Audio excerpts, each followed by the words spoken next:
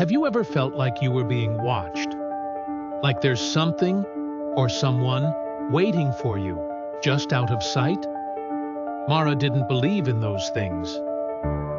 But when she stepped into an abandoned house on the edge of town, everything changed. The whispers, the cold air, and the chilling voice that called her name. It was only the beginning. The old house stood on the outskirts of town, forgotten by time, its walls weathered and cracked. No one dared to venture near it, not after what happened. The townspeople whispered stories, each one darker than the last, but none dared to speak of it too loudly. That was how the place stayed silent, how it stayed untouched, until her. Mara was different. She had always been curious, always willing to seek the truth, no matter the cost. When she moved into the town and heard the stories about the house, she wasn't frightened. Instead, something deep within her stirred, a need to uncover the secrets hidden behind those crumbling walls. She had to know. So, one evening, as the sun dipped behind the horizon and the shadows stretched longer, Mara made her way to the house. The air was thick, dense with the kind of quiet that made your skin crawl. She stood in front of the iron gate, the rusted bars creaking in the wind as if warning her to turn back. But Mara was resolute. She pushed open the gate, the sound echoing like a cry from the past, and walked toward the front door, which was ajar. Her heart raced, not from fear, but from anticipation. She stepped over the threshold, and the smell of dust and decay hit her immediately. The house had been abandoned for years, but it felt as though it had been waiting for her. She paused, listening to the eerie silence. Then she heard it, a soft, almost imperceptible whisper. It wasn't the wind. It wasn't her imagination. It was a voice, low and guttural, almost like a murmur coming from deep within the walls. She froze. Mara. The voice breathed her name. She shook it off, dismissing it as the wind. But deep down, she knew something wasn't right. She moved deeper into the house, her footsteps muffled on the thick carpet of dust that had settled over the floor. The air grew colder with each step, and the whispers grew louder, more insistent. Mara! She couldn't stop herself. She had to follow it. The voice led her upstairs.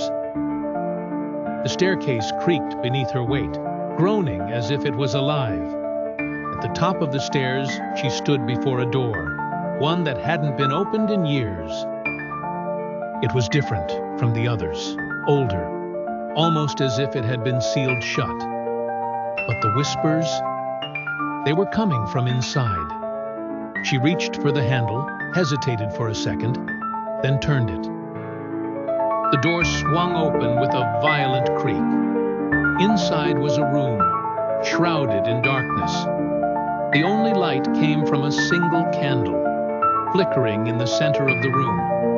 And there, sitting in front of it, was a figure.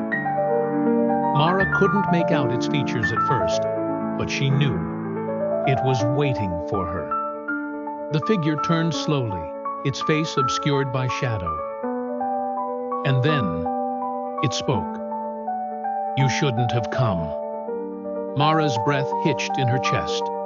The voice, it was familiar. Too familiar. She took a step back, but the figure stood up, moving toward her with unnatural speed. You shouldn't have come, it repeated, its voice now clear, cold. Mara stumbled backward, her heart pounding in her ears. Who are you? The figure stepped into the dim light, revealing its face. It was her. Mara gasped, her throat tightening. It was her face, her eyes, but twisted in a way that made it look like a distorted reflection in a cracked mirror. figure smiled, a slow, chilling grin that stretched too wide. "You'll never leave," the figure whispered. "You'll never escape this place, not like the others." Mara's legs trembled beneath her. She tried to back away, but the figure was faster.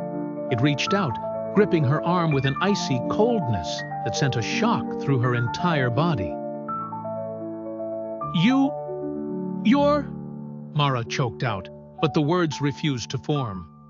The figure let out a low, sinister laugh. "Don't you remember?" it asked, its voice almost sweet now.